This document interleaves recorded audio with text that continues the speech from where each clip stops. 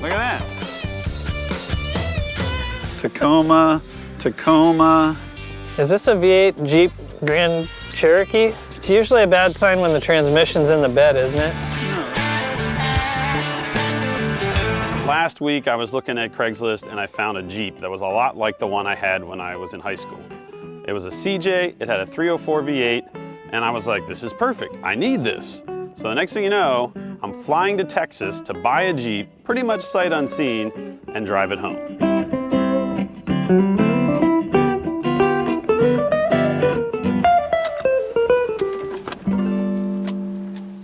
What do you see? This Jeep looks awesome. We got some BFG mud terrains. Let's go check out this thing.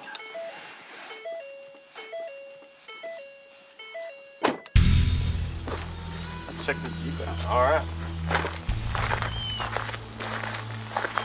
It's got Duck Dynasty seat covers. I think this is gonna be great, Dalton.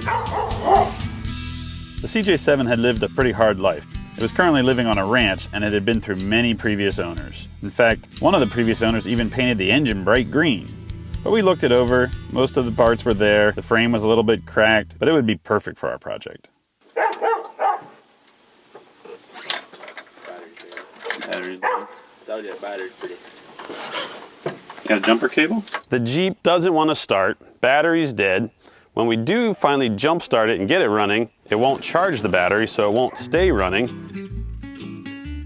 And we don't know if the brakes are gonna stop it, we don't know if the steering's gonna turn. So we hot wired the alternator to finally get it to charge. Most of the wiring on it's a mess.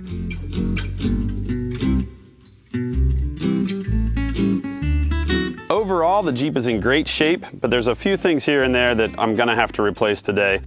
So we're gonna drive across town, get it to my buddy's shop, fix as much of it as we can, and drive all the way to the West Coast. All right, so this place is called London Recycling. Uh-huh. Is this a real junkyard or is this a guy's backyard that's got a bunch of junk? No, this is a real legit recycling center, junkyard. I don't know if junkyard owners get offended when you call their junkyards junkyards, but I don't think these guys do. I'm having like sensory overload, Fred. Because you want everything that's here. I do. There's a Toyota T100. I know, there's so much good stuff. There's like, that look, Nissan's got a VG30 in it. That thing makes good power.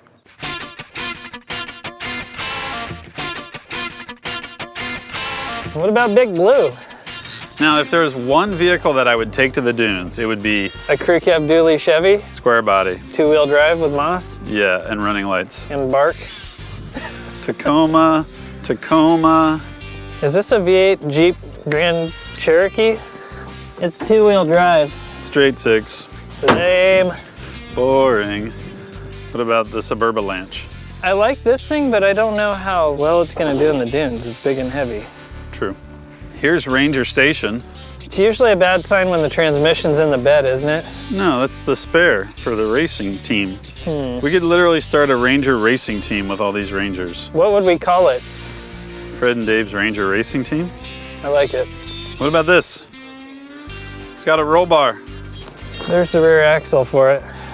This was in a 4x4 club already. Was it? The Toyota Trail Runners 4x4 Club, Florence, Oregon. Oh boy. It's got a 22RE in it. It does? Yeah, Someone did an engine swap? yeah. How did it end up here? Look at Oh, this is the worst looking car ever made. It's missing a bunch of important things like an intake manifold and valve covers and throttle body. Keep looking. Isn't this the mid-engine thing? This is a Previa, yeah. These ones did come supercharged though. I thought these had like the engine here, but then all the Accessories were forward. That was the earlier ones than these. It says all track. It's all-wheel drive. Look under there. Is there a drive shaft, an axle shaft going to the... There is a little puny axle shaft. Gosh. Why don't we have this? Check in the owner's manual, see if it says how to put 35s on it. Fred, what Yes? kind of rear suspension do trophy trucks have? Like coil springs with links Where do they put the springs and shocks? outside of the frame. On the links, Oh. trailing arm. Oh, this has got trailing arms? Yeah. What do they run in the front, usually? Independent suspension? Yeah. Much like this? Yeah. Yeah. And where do they put the engine? They usually skid it back a little bit, Like under your front seat.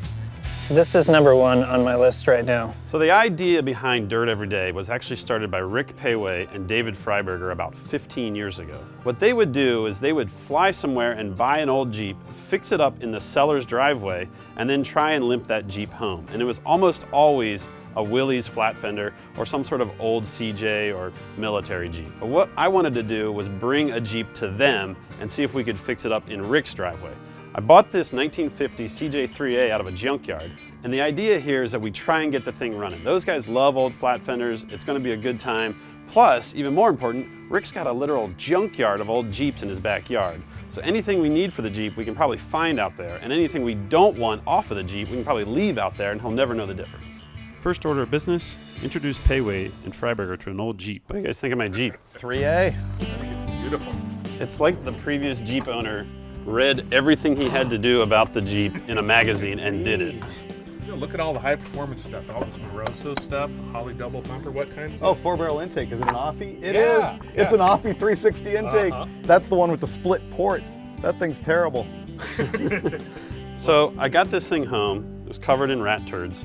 I cleaned it off, started pulling spark plugs. I went up and down both sides, spraying some PB Blaster in the cylinders. But when I got to the last cylinder on this side, it literally poured water out. Oh, wow. See? I'm guessing that one. Oh, that's fine. More rat here. The radiator's full. So I think somebody washed it and poured water through the hood somehow into the carb, into the intake, into that. That's not good. So overall, this is pretty cool. It also has a Warren overdrive. Really? Yeah. Yeah, look at the shifter. Wow. Isn't it awesome? It's like the perfect family mobile. Now I can see why you bought it. Oh, this is sweet.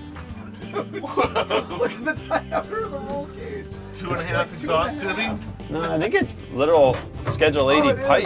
That's plumbing right there. And did you see the door handle? Oh yeah. Whoa. Screen door action there. That's cool. I have mixed feelings about the top. Yeah? It looks like a postal. It does kind of look like a postal. I think the hardtop needs to go.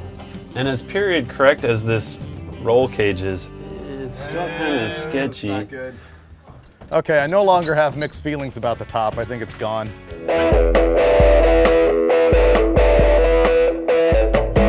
So we're at Sargent Jeeps. This is a kind of a private Jeep junkyard out in Rosamond, California.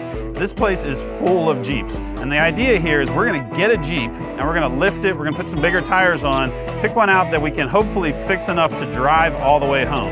Now, home is gonna be Pismo Beach. Pismo Beach is my backyard. There's a bunch of dunes there. We can go bombing around the dunes. But first we gotta pick one out, and there's a lot of Jeeps. What do you bring parts for? A YJ. Fred, this one's already lifted.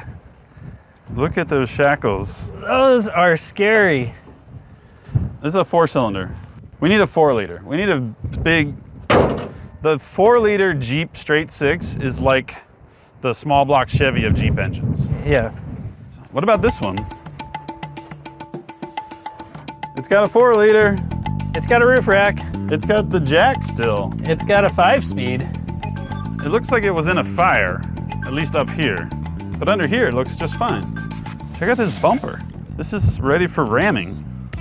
I bet it goes ramming speed. Go find out what they want for it. I'll go find out. Cool. This one's a 94, so it's like the high output 4-liter. It's got a 5-speed manual, which is like the AX15 transmission. They're super durable. And it looks like the Sahara package because it's got like the cool interior and it's also got the tachometer. This thing's rad. The Jeep I had was basically the same as this, and I sold it way too cheap. I sold it for $3,200. In this condition, I'd give him $2,500 for it, maybe $3,000. But I don't know. I'm curious to see what he's got. He's over there arguing with the guy, and I know he didn't bring much money. So We got a deal? Yeah, ugly looks. All right. Nice. I got us a Jeep. what'd you get it for? It's got all sorts of rad parts on it. Well, that's the thing. I got us a really good deal, but we can't keep the rack on the top Where are we gonna put our stuff? or the top itself You didn't get the top? or the doors What did you or get? the rear bumper. I got us a Jeep. You know, like America. Basically, we can't afford all the nice stuff. He can sell all of that and make a lot of money. Like these half doors are really valuable. I know. In fact, he said the family cage is more valuable. So I conned him into getting us one of the sport bars, which is cooler looking. So we got to strip it down to give it back to him and then build it up from there? Yeah. All right. We simultaneously are taking it apart and putting it all together.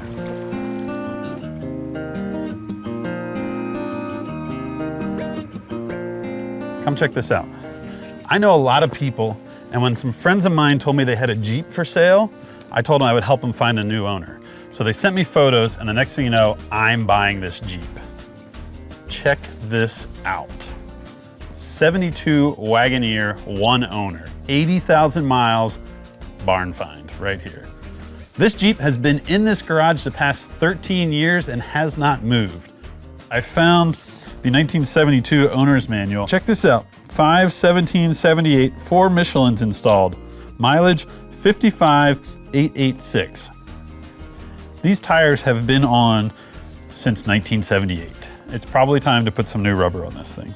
Somebody went through the owner's manual, read everything, and made notes like this one. We repeat, don't travel diagonally across a hill unless absolutely necessary. Who does that? This guy is awesome. This episode, I'm gonna bring some friends in, we're gonna get this thing running, and we're gonna go on an adventure. So I brought some friends along on this episode. We got a 4-door Jeep here. So Bruce is with me. How you doing, Bruce? I also got Delane and Ashley. The girls are hanging out in the cabin keeping warm because they're way smarter than us. We're gonna hang out here in this really frigid, cold garage, laying on this cold concrete floor and try to get a 40-some-year-old Jeep running in about 2 days so that we can go on an adventure. So this Jeep has an AMC 360 under the hood. Feeds an automatic transmission, which is probably a Turbo 400. Has a Spicer 20 transfer case behind that. And the whole Jeep is on leaf springs. It's a pretty simple vehicle, but it's been sitting a while, and we're gonna go over a few things that you need to do when you have a vehicle like this that you don't really know any history about. Check this out. It's got a Warren 8274 winch on the front. That's like the iconic Jeep winch right there. So we got a bunch of parts here, and we're just gonna kind of go through all the basic stuff. Like any vehicle that's been sitting, you really don't know, where to start. So you start with everything: fluids, belts, wires. I already put a new battery on it. When I hooked up the battery earlier, it read 1/4 of a tank. So we're gonna try and get the old gas out, get fresh gas in there, get that gas up to the engine, and then go from there. Do we have fuel? Do we have spark? How does our coolant look? Suck, squish, bang, blow. Your basic things that you need to make an engine run. Once she fires, then we Make sure it stops. make sure it stops.